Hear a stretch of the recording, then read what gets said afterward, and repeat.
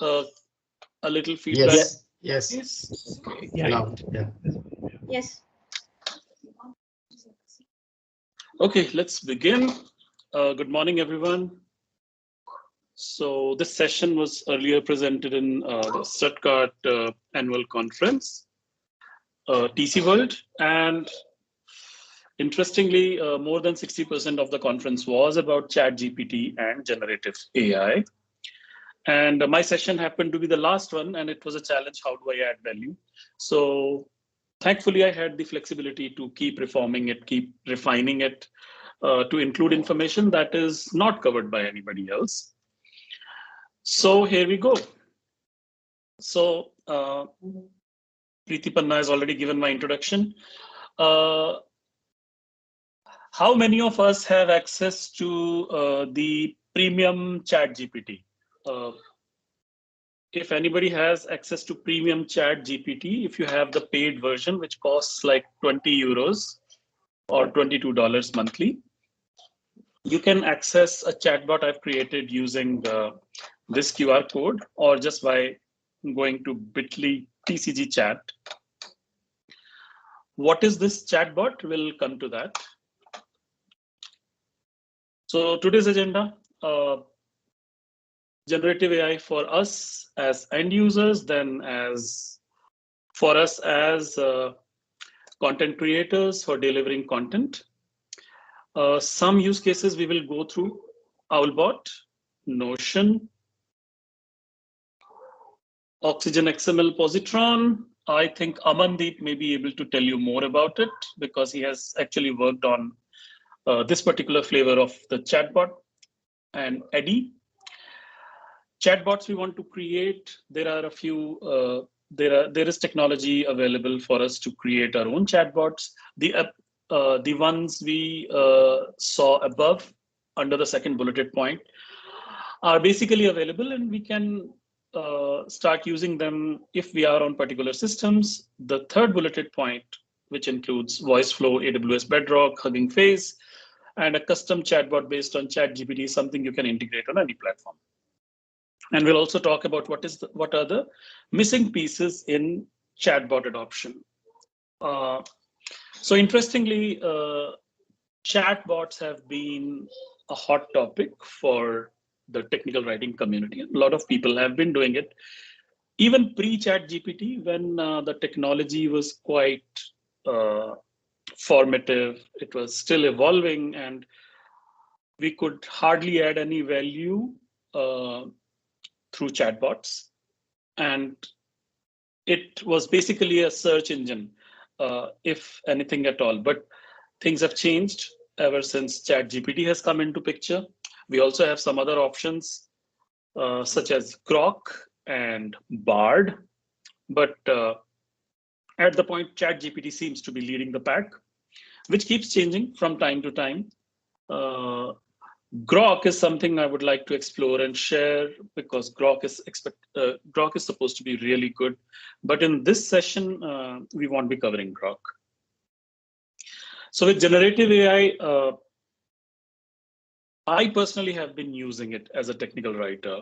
And I would say I am probably 4x more productive with the tasks that I'm doing as a technical writer.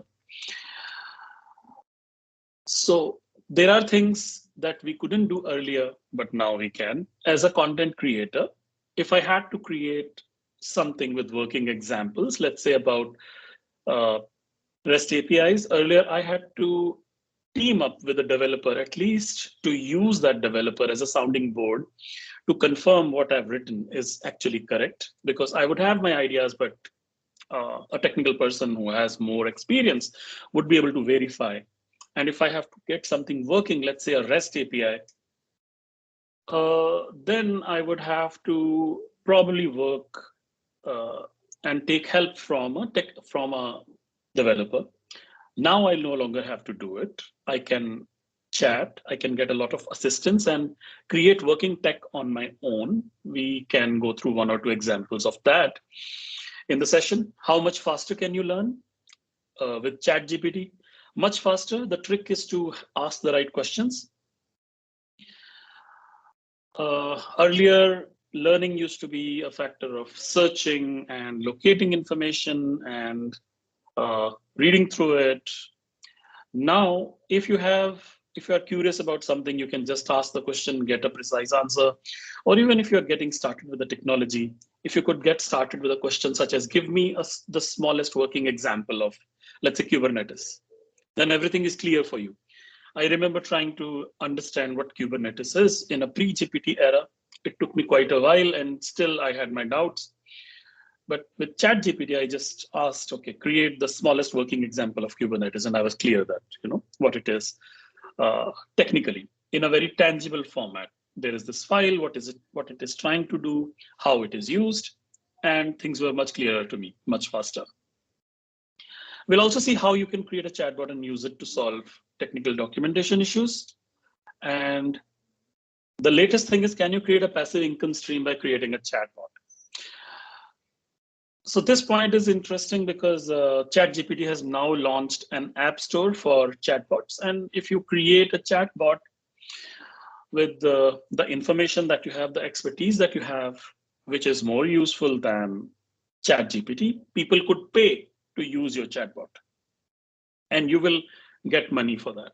How it works, we'll cover a little bit more in the later part of the session. So it may seem that we went from a Google search to directly ChatGPT, but it's been a slow transition. And it's made possible by NLP, which is natural language processing, using mostly Python. And there have been libraries that help you read text the way it means something. It was not just plain text search.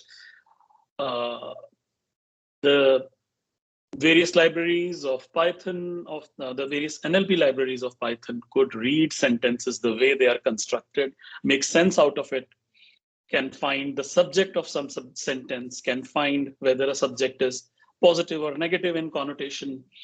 So if you want to understand the behind the scenes science of it, you will gain a lot of knowledge, useful knowledge, by learning mainly these libraries. Spacey is fantastic. They have very good documentation. It'll help you understand how we went from plain old Google search to generative AI. So I would recommend everybody to go through Spacey, and the other libraries are also interesting. TextBlob is very easy to use and very relevant to technical writing also. So ChatGPT is based on two main NLP libraries of Python, TensorFlow and PyTorch. We won't be going into much detail of that, but let's rather spend some time having hands-on experience on the chatbots. So this is the last slide before I go into demoing a chatbot that I've created. So some of the possibilities that I explored. As a writer, I would say maybe copy paste something in chatbot and say ChatGPT and say rewrite the following using 50% of the words, make the following a bulleted list, or translate something. And Sarah Sanders has actually created a style guide assistant. We'll see more of that as the session goes forward. And if you want to automate some basic tasks that you do as a technical writer, you can ask ChatGPT to quickly create a program for you to automate some of the work, and you can do it in quick time. For example, create a Python program to check duplication in a page. Let's say you wrote an article. Let's say you are going through about 1,000 articles, and you are supposed to go through it and make sure there is no duplication of content. You could quickly create a Python program to run through all those 1,000 pages and tell you where the duplication is, right? That will save you a few hundred hours. You can create a Python program to see if the content in a page is written with the right simplicity and complexity for an audience. Now, if your audience is somebody who is like, let's say, non-graduate call center agents, then there are Python libraries to actually tell you if the content is simple enough for them to understand. And can ChatGPT help you create a cloud app of your own? So we'll go through this.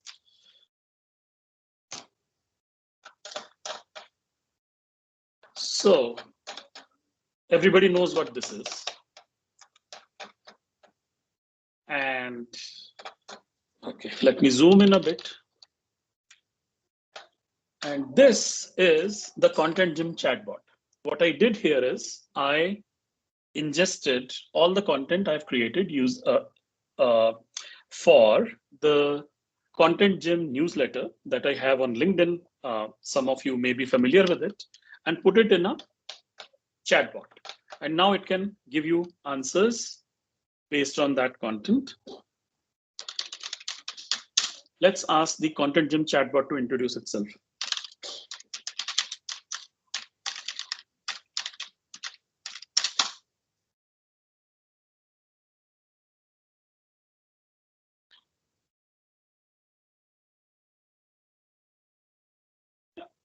So while there are more technical options for creating chatbots, there is a very simple way of doing that as well.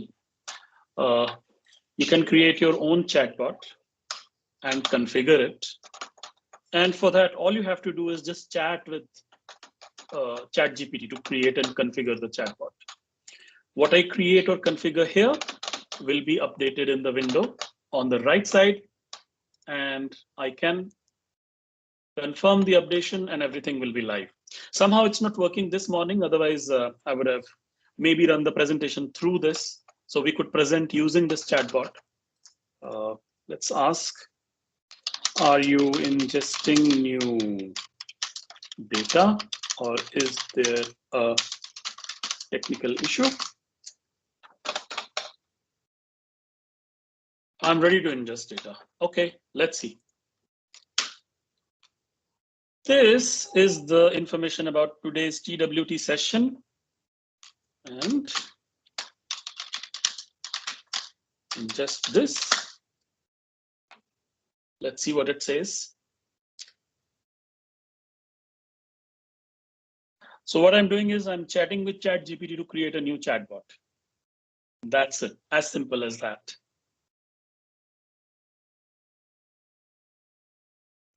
Okay, what happened? It's still processing.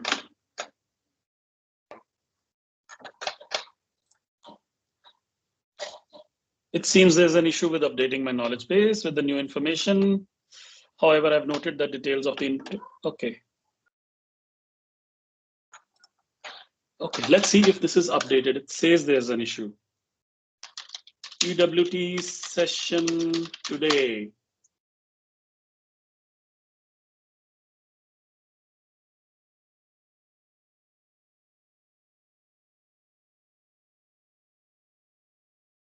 Oh yeah, okay.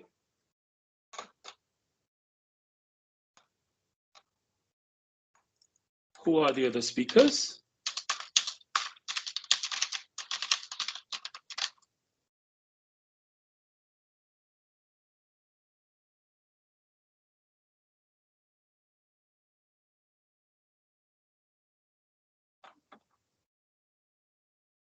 Okay.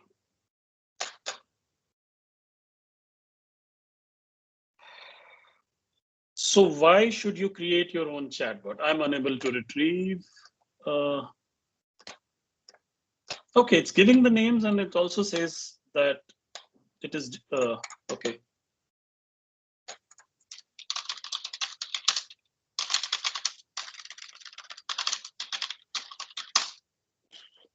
So the easiest way to create a chatbot is creating it in ChatGPT, but there could be an easier way as well. So as technical writers, we can check our org because every CTO these days is either working on a chatbot for the enterprise or they have already created one. So there are some, so why would companies create their own chatbots? Mostly they are creating for creating chatbots for productizing the chatbot that they can provide as a product, sell it to other people who could use it as a product, or they are using it for internal streamlining of workflows as well, such as tech support, documentation, presentation, the use case most relevant to us, and also for creation of some content that is sent to the users. Okay, now if I update it, confirm, anybody with a link to the content gym knowledge guide will be able to access the same information. Who is the second speaker today?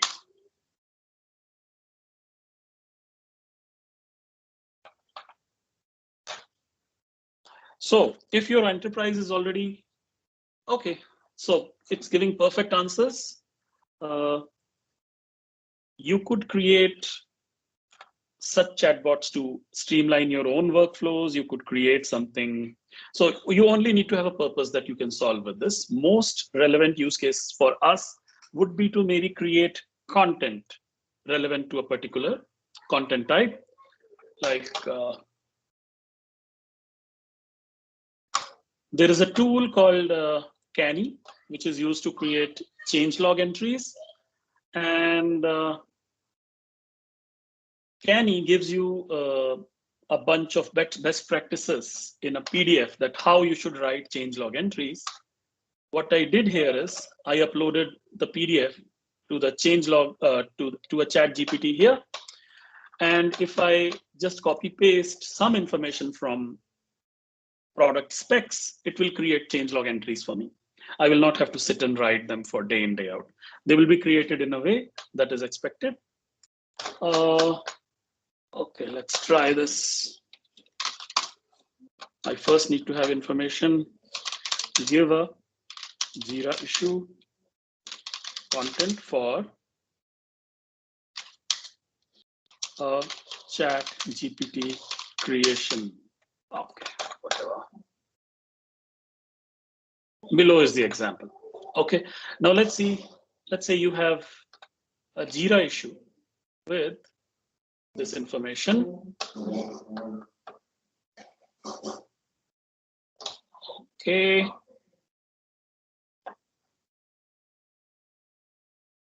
Okay, till here is enough.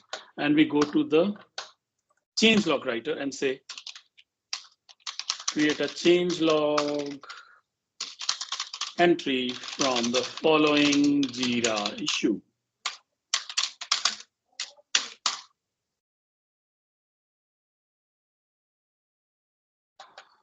Okay, so here's your release notes. And it is created based on the samples that were ingested while creating this chatbot. Okay, coming back to the presentation. Where would that be?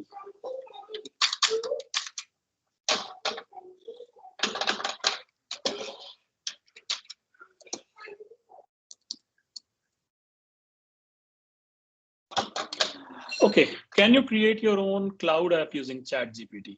You know, actually, I've worked fully. I've created a fully functional REST API using ChatGPT. It actually runs on my computer, and I could make REST API calls to it.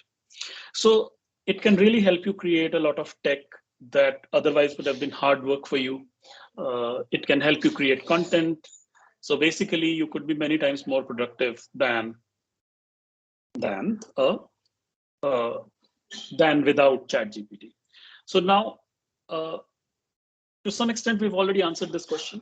Why would we create our own chatbot rather than let customers use ChatGPT? Now, one of the questions is that our customers could already be using ChatGPT to get answers or on our tech, whereby ChatGPT queries our technical documentation and gives the answers. Now, that helps the users And that helps us because we don't get any tech support issues. But why should we have our own ChatGPT? First of all, if we are letting ChatGPT use our content and give answers, we get no analytics on what the users are searching on. We are flying blind. Second is performance. ChatGPT is basically the G in GPT is general purpose, while we want something more efficient than that, more specific. Why? Because there could be bias about the content about our products. It could fetch content not only from our website, it could source content from any website. Let's say somebody has written a review and which is a scathing one for our products, and it can give some information there, which we don't want. We want to give good, positive information about our products. So our own chatbot, when I say here, it's about creating a customer support chatbot from our content, our knowledge base that is serving the customers on our platform. Fourth thing would be domain expertise. We could be using, we could have a more expert knowledge base created, which we may or may not want to share with the general public. So our customers could be accessing it and getting better answers. ChatGPT availability is also sometimes not there. It can say that I'm not available, like we saw while I was creating a chatbot using it. But if a chatbot is running on our platform, we can ensure better availability.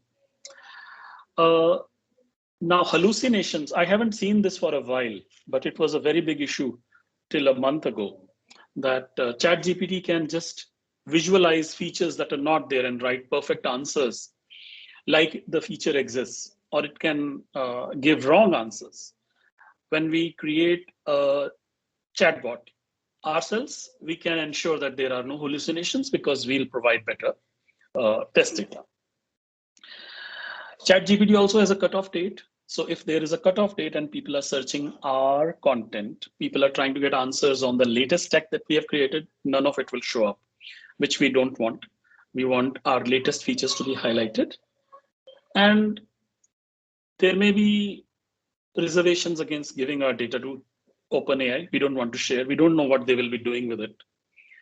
And if we create our own chatbot, we can actually integrate it with our customer support platform, where people log issues, if they're customer support issues, tech support issues, which we spend a lot of money and time to solve. We can just direct them to our chatbot and give them answers there and then, maybe preventing cases being filed and saving a lot of cost for our company.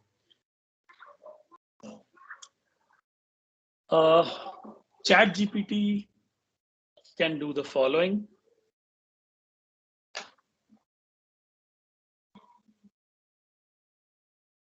So this is, okay, we are missing the top here.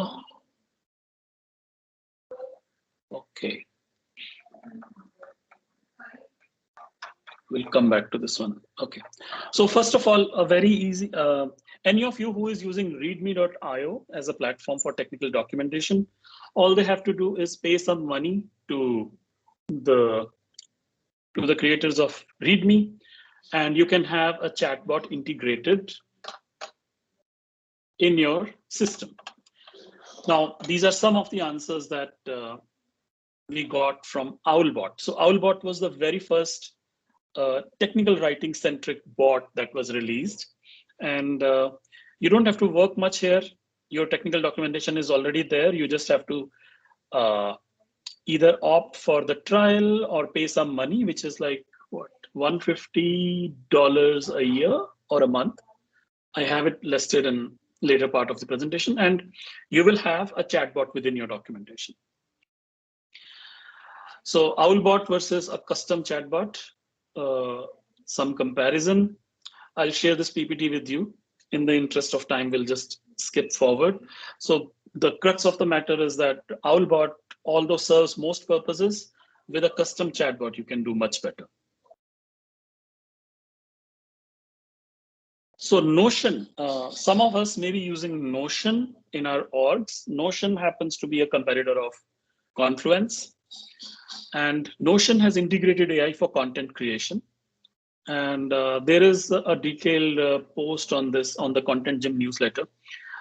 If you want to understand what all Notion can do using AI. In fact, it's quite impressive. And it can do a lot of stuff similar to what we saw, like the changelog creation from Jira issues. Similar stuff can be achieved here. Project plans can be created. So for internal documentation, at least, Notion can be really useful. So as we saw, first we were writing for the users, then we started writing for the machine. You may have heard in the last 1 year that we have to streamline our writing to suit the machine, how we should write for the machine in a question answer format so that the chatbot is able to read it. But I would say now we have actually moved on to writing the machine itself. We can chat with ChatGPT to create a chatbot. So we chat and that creates a chatbot. So this is in the lighter vein. I tried to use the ChatGPT REST APIs to create. I was playing around with it, trying to see what I can do with it. And when I sent the query using the REST API, what is the capital of France? This is the answer I got. Is this legible to everyone? Okay, there is everyone. Preview. So what is happening here? It's not giving a straight answer. It's because it is using ChatGPT 3.0, which was basically for completion with some random information. That time, it was not usable. The engine here, DaVinci, will have to change it to get more accurate answers if we want to use the ChatGPT REST APIs to create our own chatbot. One of the ways to create a chatbot is voice flow. You can visually model a chatbot and integrate it in your site. You can use intercom. So some known people, some of my friends are actually involved in rolling out projects using these technologies that we are covering. And I'll come back with more definitive information in a follow-up session sometime about how it went, some best practices for creating chatbots, what you can do, what you can achieve in an org. Gradle and Bedrock happens to be two other options. Bedrock is AWS Bedrock. These are two other options you can use to create your own chatbot. But again, something I've mentioned earlier, it's worthwhile checking with your org if they are already creating a chatbot for, let's say, productizing the chatbot, selling it to other people, or for internal consumption. And you can just feed your technical documentation to the same chatbot, not having to duplicate the effort, and it will start giving answers about your technical documentation, and you can integrate it in your technical documentation site.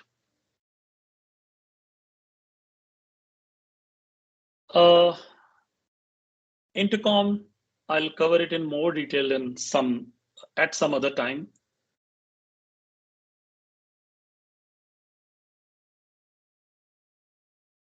So summing up, okay, how much time do we have left? Can anybody tell me? 7 minutes. 7 minutes, okay. So some pointers and then we can have Q&A. First of all, you cannot avoid the chatbot. It's here to stay and it's making great things possible. Like we saw that just by feeding a Jira issue into a custom chatbot, we got the changelog entry. And that's just the start of the usefulness of a chatbot for us. Your CTO is probably working on a chatbot. So what is a chatbot? It's the tech plus the test data, basically. At a fundamental level, it's just two things. If your company has already acquired, already developed, or already bought a chatbot, the tech part of a chatbot, you can utilize the same license, the same effort into your documentation website and feed your doc site as test data, as the data set, and you will have a chatbot. So don't miss out on this. You don't need to duplicate the effort. This is the quickest way to having a good functional chatbot.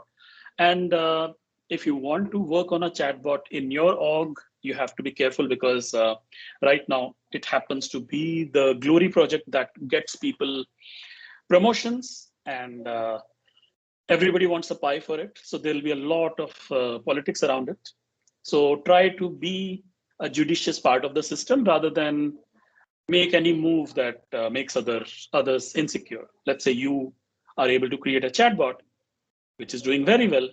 It may create some sort of friction with others. So best is to partner others in a very smart way, and that will help you with the implementation as well. We will definitely have to change our writing style to suit the chatbot, but chatbots are moving so fast that they may learn our writing style. I personally feel, I don't know, we could have a show of hands. I personally feel that ChatGPT understands me much better than another human being. If I pass vague instructions, a human being may ask me 10 questions before they give me a useful answer. But the ChatGPT will be quick to just tell me what I want. I mean, even with the incorrect or insufficient instructions that are not very precise. So how about others? Show of hands. I see others who, I see 4 people only on video, but do we feel so? Yeah, so we have a thumbs up from Kumar Webber. Missing pieces. So to have a good chatbot implementation, there are still a few things that we need to figure out. And if we are able to figure them out, we'll have very good chatbots. How do our users know what to ask? Now, chatbots have all the answers, but our users may not know what to ask. As long as they know what to ask, they will get the answers. But how do we guide them through an experience whereby they don't know what to ask?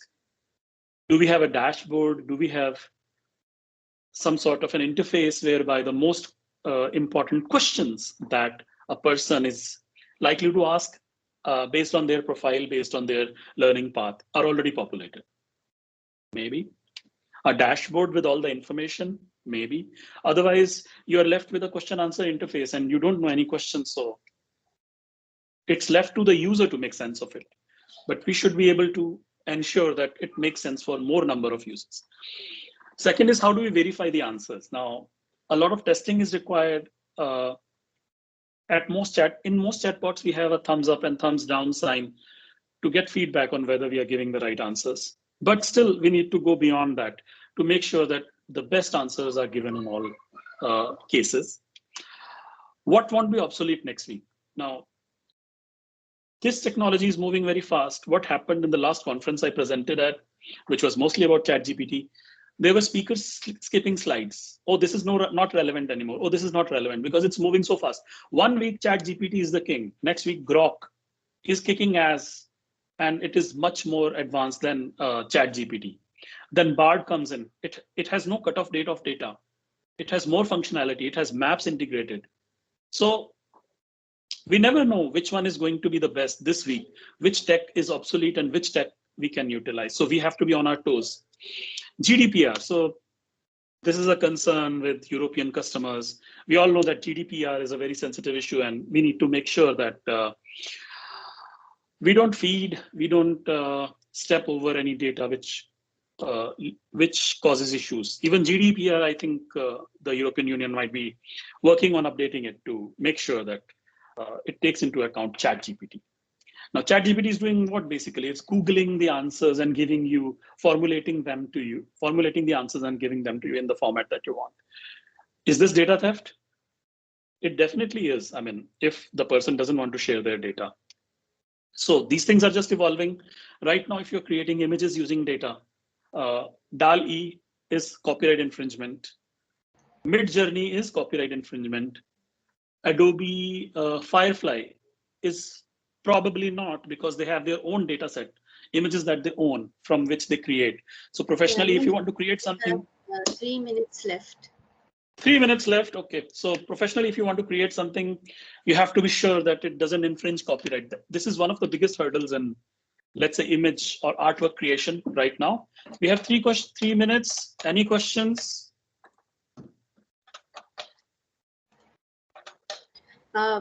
We have a question from Akash asking like, if an organization invests in creating its own chatbot, can that be used within the company's secured environment to read product files?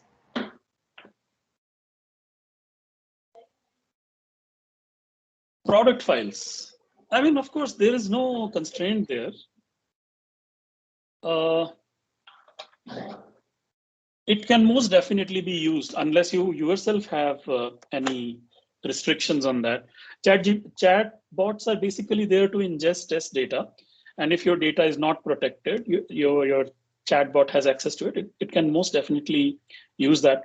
But typically how it will be happening, the developers who will be creating it, whether on AWS Bedrock or on Gradle or on ViceFlow, they will be ingesting data there.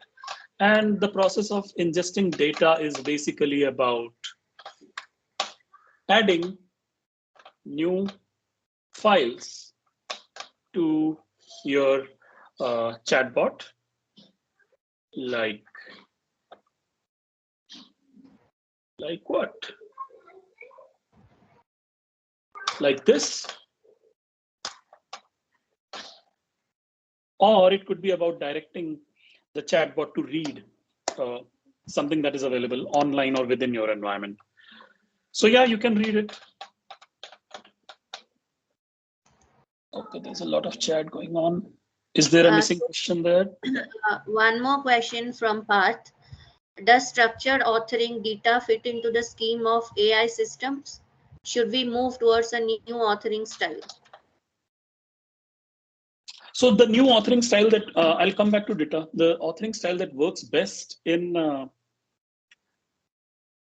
test data for chatbots is question and answer. First of all, so what I ingested as question and answer, whereby I formatted the heading and created a question there and then had an answer, I got the most accurate answers there. It also works very well when we have an HTML structure or an XML structure, whereby we have heading 1, some text, then heading 2, heading 3, heading 2, something, and then heading 3. It is able to make the relations and the hierarchy of the content and understand that how it relates to each other. And going by that logic, structured content is excellent for doing this. There was also another webinar recently by Michael Ion Costa of Avalara.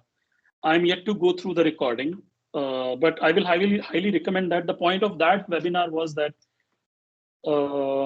that structured content and AI are a match made in heaven. So we must utilize structured content to the max as test data for AI.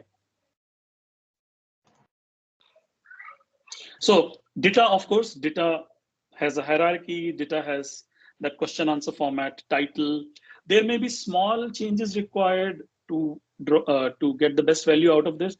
I haven't really tried using data files as test data, but I'll try that out. Maybe make a blog post soon in the coming days. So follow, these are some references, and follow the newsletter. You can scan this to follow the newsletter if you're not already following it. So some of the questions I can answer as part of a newsletter post.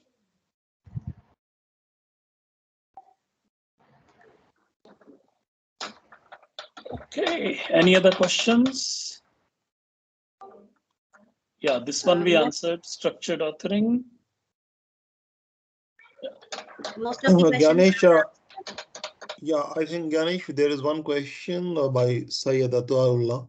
To avoid OpenAI storing our data, would ChatGPT API be a better option? See, whether you use APIs or not, okay. Actually, I have to try building a chatbot using the API to understand if they are still going to host our data, or their APIs are going to query a data source that we have at our end. Now, is that possible? I don't know. Again, a question that I will try to answer in a post. So a very good question. APIs typically do the same thing that is done through the UI. It's the same. It's a technical representation of the same thing. What they do is they give us more power to do stuff that is not typically possible through the UI, theoretically. Now, does ChatGPT allow you to have your test data or data set locally out of their bounds and not store it and yet help you serve it? It remains to be seen. It is a question I need to explore, but it's a very good question. Yeah. Possible.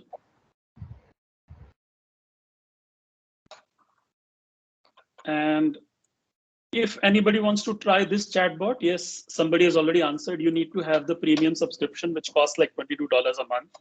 And then you can use this chatbot. But it is also worth exploring the GPTs that are available. So there are specific in the GPT app store. There are chatbots available, specialized, that let you do specific stuff like create PDFs from your content, doing research and analysis, doing programming. Yeah. So worth exploring. Some of these may be free, some may be paid. So on that note, if nobody has any questions, thanks a lot. We have one question from Syed, like to avoid OpenAI storing our data, would ChatGPT API a better option? I think Oxygen AI Positron uses it. Preeti, we just finished that. Okay. Yeah, we answered this one. We covered it. So so it's on me to revert on that. Do follow my chatbot, my newsletter, not my chatbot, to maybe get a follow-up answer on this, which is here. It's called the Content Gym newsletter. So following You the can scan the QR chatbot, code. Gyanesh, Yeah. so following the chatbot will again need the people also to buy the premium, right? Correct. It's not available for non-premium. Right. So, yeah.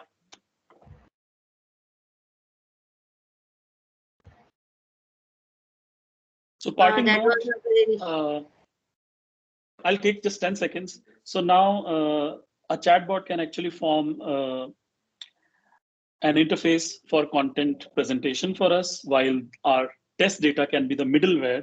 We don't need to worry that much about the presentation if we are just going to use the chatbot. The chatbot can translate on the fly. So good luck if you're a translator, or if you're thinking of a career in translation, maybe it's not a good time to think about that. So yeah, I mean, a lot of things are possible, and some I could think of while answering questions here. Thanks for the good questions. And I will try to come up with some posts with the follow-up answers to the questions that were asked here. And thank you. Over to the presenters, over to the organizers. Thanks a lot, Gyanesh, for those insightful session, and it was a lot of learning that we gained today, and we'll be implementing in our day-to-day life, because ChatGPT is the new trend that is there everywhere. So it was a great learning today that we obtained.